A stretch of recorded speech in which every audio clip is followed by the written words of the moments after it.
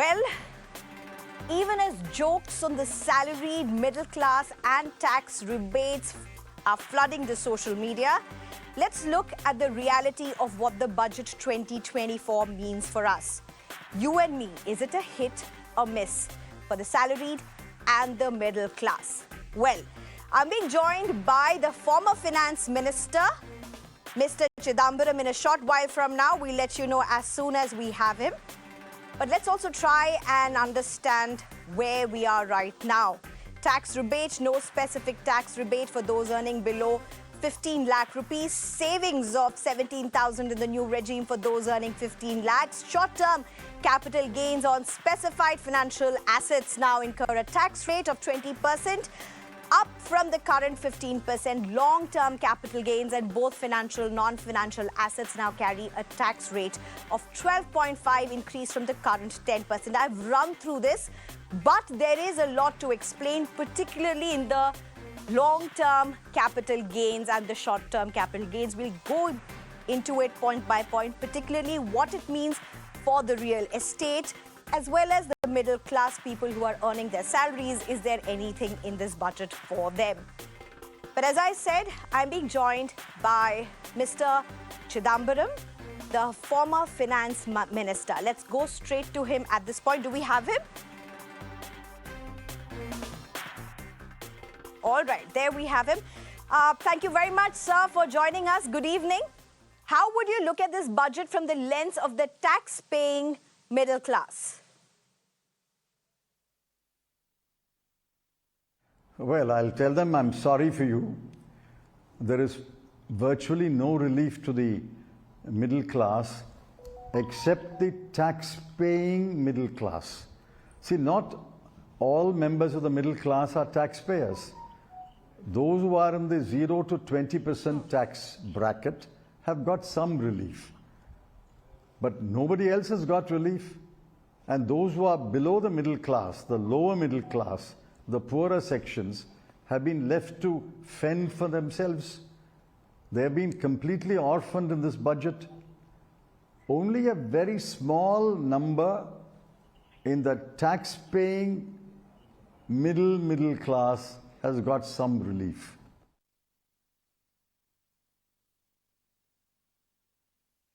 The Finance Minister has made a series of announcements on jobs, internships, incentives. Do you see this as addressing India's unemployment crisis? She dismissed inflation in 10 words, exactly 10 words in paragraph 3. And she claims to have solved the unemployment problem by creating in words 290 lakh jobs. Where do you get the 290 lakh jobs?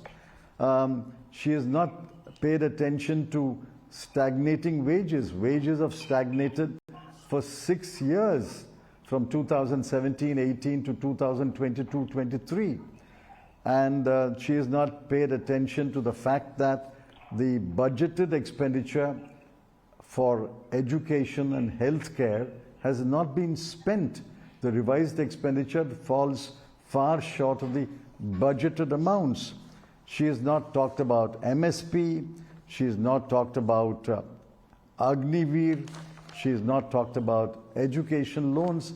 There are many issues on which the opposition is concerned, and in the days to come, we will express our concern on these issues. One of the issues will be the tweaking of the Income Tax Act, which seeks to bring some capital gains under the tax net. But the Finance Minister, sir, claims the government focuses on women, jobs, youth, and the Prime Minister, in fact, has said the neo-middle class. Do you see that happen? Zilch, according to me. You kindly look at the budget speech. Kindly look at paragraphs 20, 21 and 22. Are you any wiser after reading paragraph 20 and 21 and 22? I'm not wiser. She throws three numbers, 210 lakh, 30 lakh and 50 lakh. The arithmetical total is 290 lakh. But where are these jobs? What kind of jobs? Are they regular jobs? ILO definition, regular jobs. Will they be long-lasting jobs? Or will it be simply short-term jobs in order to get the incentive, and then the jobs will be axed? I want to know which are the firms, enterprises, or which are the classes of industries who have agreed to be roped into these schemes. What about the MSMEs? MSMEs don't give regular jobs because they give lower salaries and they are insecure jobs, but I concede that. But MSMEs are the biggest provider of jobs for low-skilled, low-education youth. So where has she mentioned MSME in paragraphs 20, 21 and 22? MSMEs are the biggest provider of jobs. The second biggest provider of jobs is the export sector. Where has she referred to the export sector and what are the incentives to the export sector to create jobs? Therefore, there is a serious, there's a big hole in her jobs agenda, and which we will explain and expose in the next few days. Well, I have to ask you another question. If we look at the long-term capital gains and the middle classes, their taxes that they pay vis-a-vis real estate, there are some worried on the removing of the indexation. Some claim that this is rather a return of the inheritance tax, indirectly or from the back. Do you really agree with this? No, it's not an inheritance tax. That's quite clear. See, she did not mention this in her speech, the Honorable Finance Minister. Later on it was learnt that the fine print is buried in the finance bill. I'm told, I have not studied it, I have just perused it, that the second proviso to Section 48 has been deleted. But the third proviso to Section 48 refers to the second proviso. I don't know what amendment they have made to the third proviso. Unless I study the finance bill, which I will tonight, unless I study the finance bill in the context of the text of the present Income Tax Act, I cannot come to any final conclusion. But it seems to me that they have taken away cost indexation for certain asset classes. Now, people choose one asset class or another asset class for a variety of reasons. Now, you can't steamroller them to prefer one asset class to another asset class. There are many reasons, many compulsions why people invest in real estate assets and houses, in land, or in securities, shares, debentures. You can't steamroller all of those investors into one channel. So we'll study it, but clearly if the real estate owners, the asset class of houses and land, the cost indexation has been taken away, it deprives them of legitimately earned income that is being taxed. Right. Do you really see, Mr. Chidambaram, the budget? Do you see the budget, if it has been able to see India as a cohesive unit of states across political lines?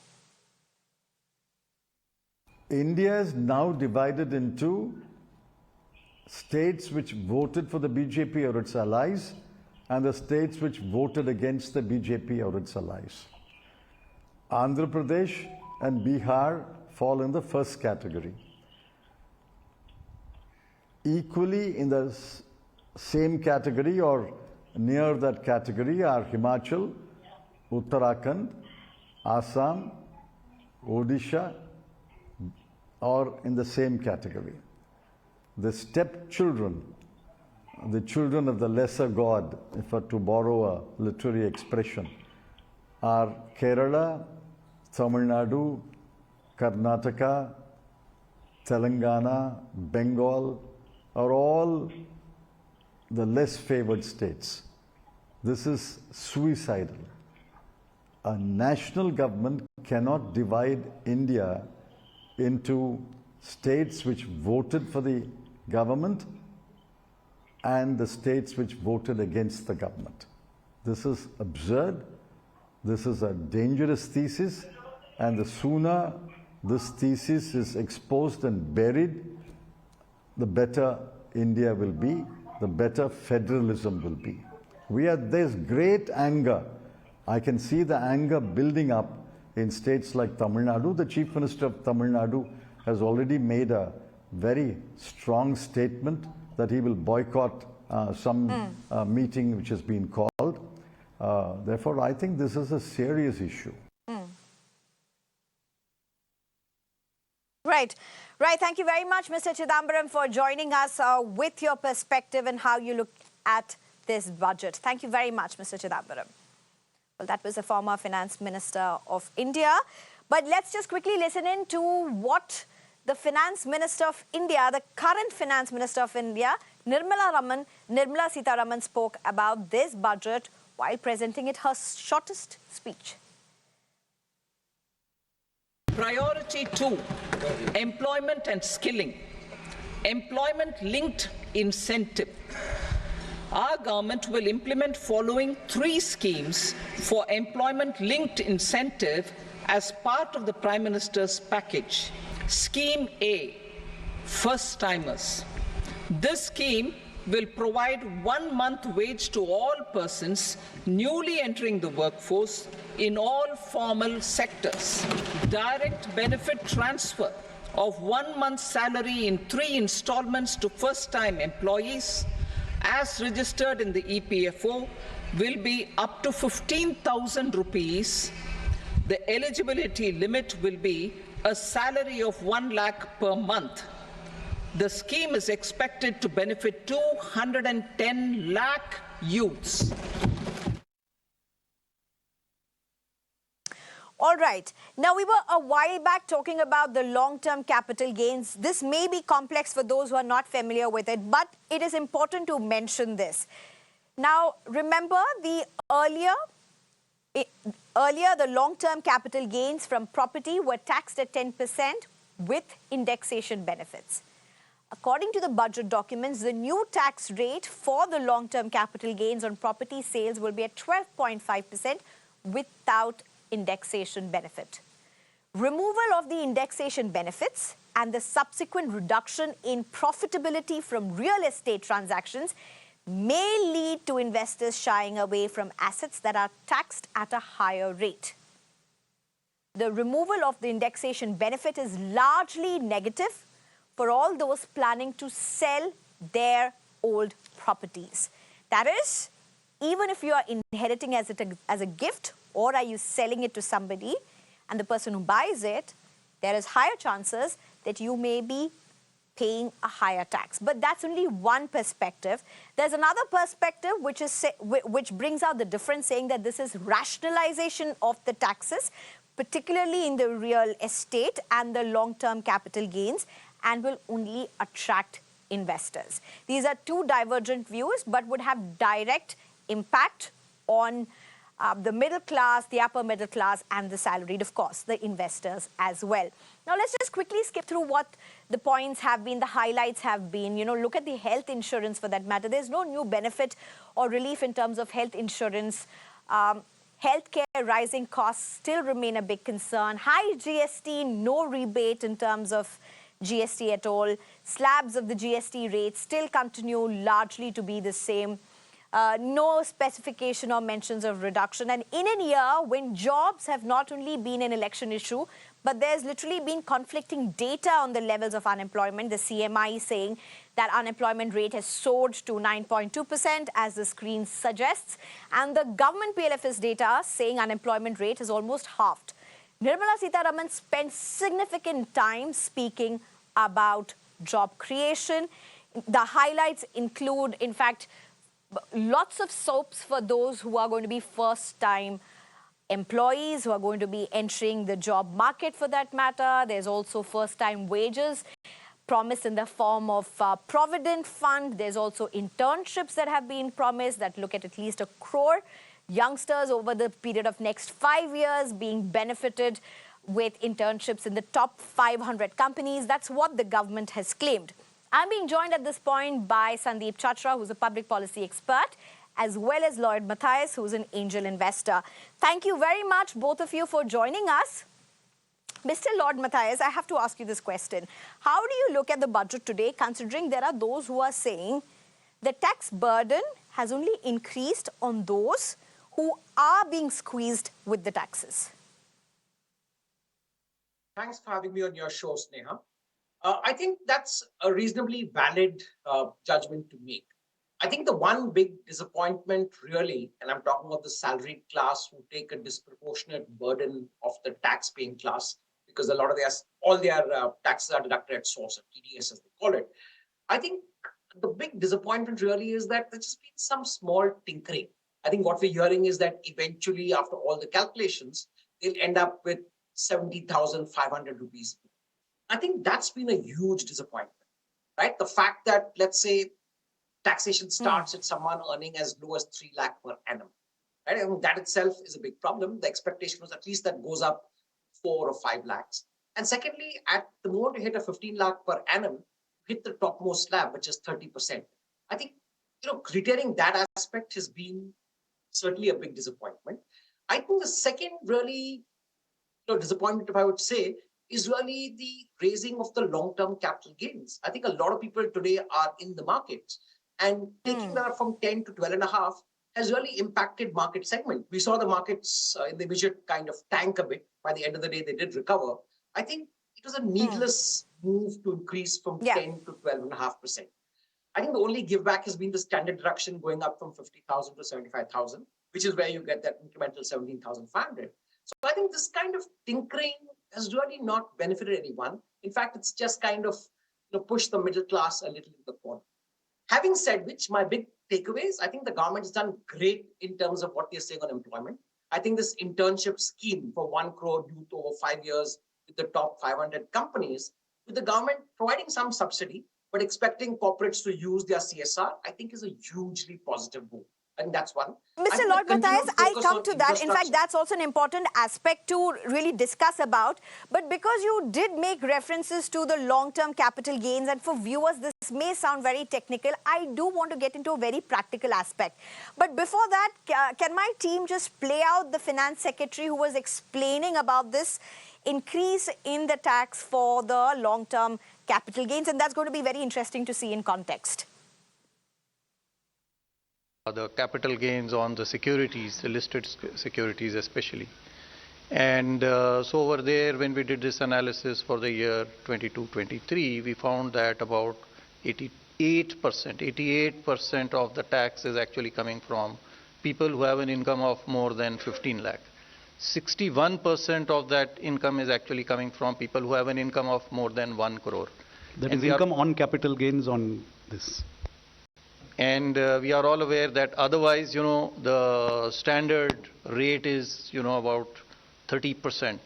And for some, it can go up to 39%. So this marginal, very small marginal increase is actually impacting only those, primarily those who have an income of more than 15 lakh rupees.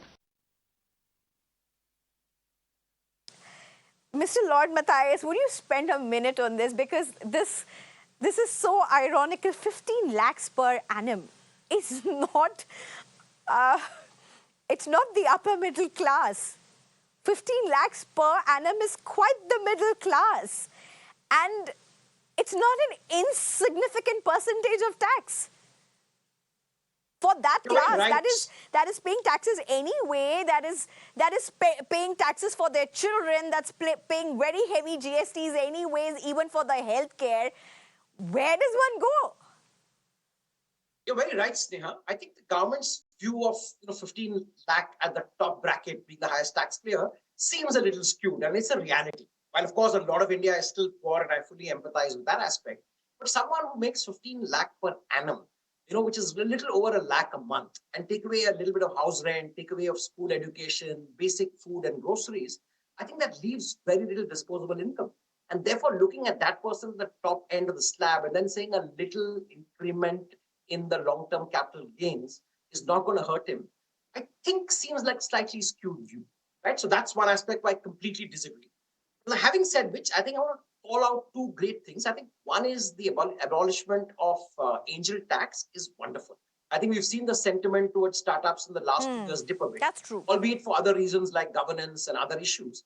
I think this kind of helps, play up a little bit of that entrepreneurship and that startup culture, which India badly needs. We can't just be a nation of job seekers. And that's been a long-standing demand. That's true. So I think that is a very, very positive move. And like I said, the focus on infrastructure, on job creation, I think those have been two exceedingly positive things about the budget. Sandeep Chachra, now there was a lot that happened in terms of jobs. Very soon into the budget, just less than half an hour into the budget, jobs were spoken about. And we have been doing a series, and you've been part of one of those episodes itself, at least Mr. Sandeep Chachra, where we were talking about the unemployment rates and the different dichotomous reports that reflect unemployment in very, very contrasting light. Now, with the messaging that the budget has given, with respect to jobs, with respect to internships, about attempting to incentivize people into their first jobs into the industry, do you see this as a step, an important step in the right direction, if I can ask you that question? Because obviously the opposition says this is lip service. Sneha ji, thank you for having me here. Greetings to all the Mirror Now viewers and my co-panelists. It's very interesting that you are doing a social class analysis of the budget, which is actually responding to a very closely fought election and the social issues and the issues raised in that particular election. But this is very interesting. Let me put this into perspective, and then I'll come to sort of respond to your specific question. I want to put in perspective that what is middle classes in India? At a very expansive definition, I mean, there's lots of debates, it's less than a third of our population, yeah? 31% is broad estimates. I think it's much lesser than that, given what we have. Now, from that perspective, the concerns of the middle classes, and some of those have been spoken to by my previous panelists, but also I was listening into the ex-finance minister speak to those. They are on the concerns of what? Jobs. There are concerns on taxes and tax benefits. There are concerns on housing. In general, I'm speaking, concerns on loans. Now, if I look at this budget from that standpoint, and you started with jobs, now this budget has direct and I think welcome steps, let me put it that way, of announcements, a slew of announcements for first-time job seekers, for EPFO registered people, what I call employment-linked incentives. Now, and apprenticeship, as you talked of, or internship, as you talked of, 1 crore of people at 5,000 rupees. So there are those benefits. There are benefits to employers as well in terms of EPFO contributions and so on and so forth. There are, 2 lakh crores being spent on job creation over the next 5 years. But also, if you look at capex investments, which have climbed up to 3.4% of the GDP, and in continuation with the interim budget, a lot of those capex investments into rural infrastructure, urban infrastructure will end up in companies, will end up with contractors. Broadly, if you look at it, most of these, given the skill gaps we have, given the kind of employment that industry is creating, most of those are likely to be taken in the majority by young people, and very welcome and needed, given the jobs challenge, but young people of middle classes. So I think that's first thing that I want to speak of. The second thing that I want to speak of is tax benefits. I think Mr. Lloyd Mathias has spoken to those. Angel investors, angel tax finished, standard deduction limits raised, compliance, burdens made easier. But also this whole question of TDS on life insurance reduced, tax deducted as source on life insurance reduced. There are concerns, and those concerns have also been outlined. Concerns on indexation on property tax, indexation on those kind of asset categories that we are talking of. There are concerns with reference to there was a larger expectation of tax SOPs. The concerns you raised and indicated on GST. But let me point out, GST is a non-progressive tax. So the poor pay as much as the rich pay, as far as GST taxation is concerned, and it's critiqued on that account. But the third question, therefore, at this broadly, food inflation remains a concern. Then, Sneha ji, let me also point to the fact that as far as housing is concerned, 3 lakh, 3 crore houses for urban poor, rural poor, but also middle classes. Right. So I think there are stops. The way the stock markets reacted was a bit surprising. So Nifty or share market, the first response, was it? Either there was not a full class analysis, or if there was a full class analysis, I think it sniffs off what I call class antagonism for the majorities. But now turn the question around. If you were a working class in India, if you were an agricultural worker who can't register into an EPFO, if you were a construction worker in the cities of India, if you were a street vendor, if you were a fish worker, and so on and so forth, the list continues, and these are millions and millions and majorities of our informal sector working classes. What is the benefit? There are some benefits and some indications in terms of agriculture sort of investment, rural infrastructure investments, some saturation aspects to social justice, but largely they don't have those benefits. So from their perspective, this budget is fairly middle classish. From their perspective, this budget is likely to be cornered, or the gains of this budget are likely to be cornered by young people or others in the middle classes. So I think we need to sort of look at it in a wider context. So I'll stop here, but yeah, please. Okay, I get what you're trying to say. So you're saying the middle class is crying, but there's another spectrum that's saying this is playing to the tunes of a section of the middle class. But Mr. Lloyd Mathias, if I can ask you at this point, another very important aspect that many in India, as I often say, your ancestral home or a house that you buy isn't just a place where you live. It's emotions. It's far more than that. It's carrying decades of practices, centuries sometimes of practices along with you, passing it on to your generations. It's a very emotive issue, Mr. Lloyd Mathias. Do you see with what's happened in the real estate, the way you even saw the stock market react to the indexation and the announcement around it? There's lack of clarity at this point, whether it's totally gone or there's another class that's emerged. We'll have to read deeper to understand that. But would you see this as an attempt towards rationalization, or is it again burdening you with more tax?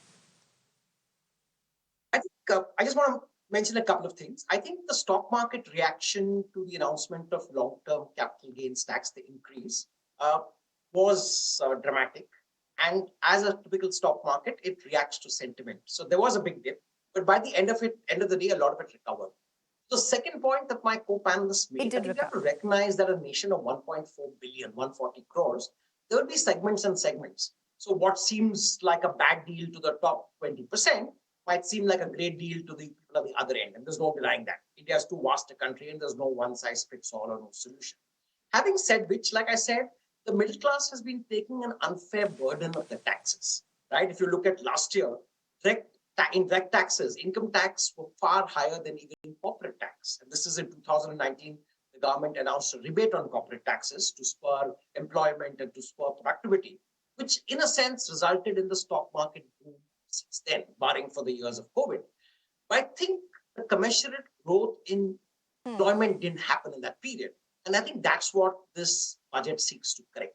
Now, to the question you asked specifically, yes, owning ancestral property and selling it and now having to pay a disproportionate long-term capital gains, which is not indexed, is certainly going to be a hit. But again, one could say that these are relatively a small percentage of the privileged middle class, albeit they may be, but the privileged class. And therefore, it is a setback. But as my co-panelist said, a budget is as much about economics as about... Is it really a privileged class? And that's something that I would be interested to know. Is it really a privileged class? I would say a very small segment of this country. If you're talking about the big bungalows and the multi-room ancestral homes, sure, but ancestral home doesn't have to be so, so opulent, so luxurious. It could be far smaller scale, and it may not really be a privileged section as such. Yeah, but it's still someone who inherits something. I think we're talking of here a question of inheritance, whereas a lot of people who are just about getting by month on month, right? As Sandeep rightly mentioned, the daily wagers, the fruit sellers, the MSMEs, a lot of them are in deep hardship, right? And of course, as you know, our farm holding, 89% are, the farm holding is very small and marginal farmer, right? So I think for a lot of them, even this is a significant plus. But I do take the fact that adding that is really not adding too much to the government's revenue and is just bad signaling. And like I said, the middle class has felt very squeezed because the quality of services. If you look at the fact that the top 20 cities and towns contribute almost 50% to the nation's income, and getting a raw deal. I mean, look at the quality of our cities. Look at the infrastructure. Look at the pollution. One rainfall in our cities come to a standstill. And I think my biggest disappointment is we haven't really addressed some of those issues. We haven't given back to the constituents that have actually been India's biggest kind of taxpayers, adding to the nation's revenue kitty. Right.